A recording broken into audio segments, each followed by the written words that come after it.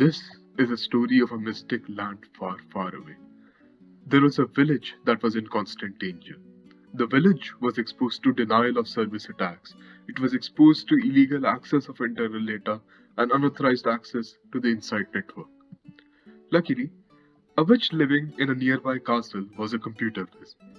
She decided to help the villagers. She separated the village from the outside network and created firewalls that helped in stopping the trolls from entering the village. She also made sure that the villagers can easily pass by. So she kept working in her castle for weeks and created 3 magical firewalls for the village. The first was the fence of traditional packet filters.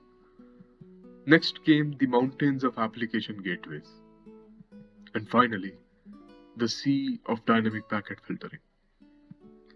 So what did these firewalls do? Let's have a look at them. The fence of traditional packet filters acts like a gate or a router, and only those are allowed to pass who follow a certain set of rules.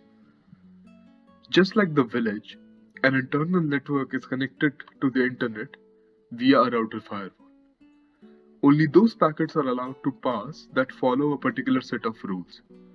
These rules are generally based on the source IP and destination IP addresses.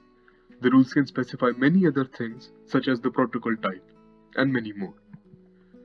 But the fence was not enough to protect the village from the forest inside it. Since the fence is at the outside, or the network layer, any troll pretending to be from inside, that is, doing IP spoofing, can slip the router.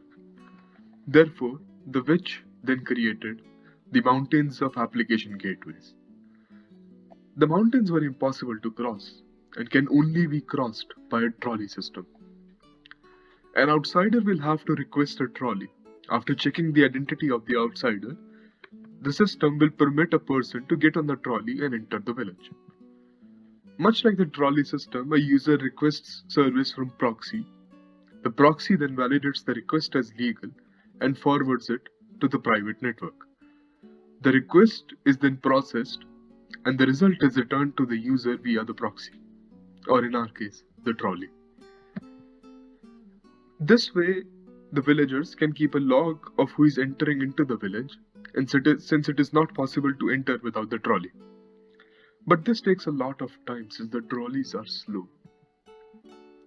Next comes the sea of dynamic packet filters. The sea remembers the boat that carried the villagers out of the village and therefore does not allow any boat that belongs to the trolls. The magical sea can also track the boats and decide if a boat is suspicious or not. The sea can prevent the ships from entering if it takes too long.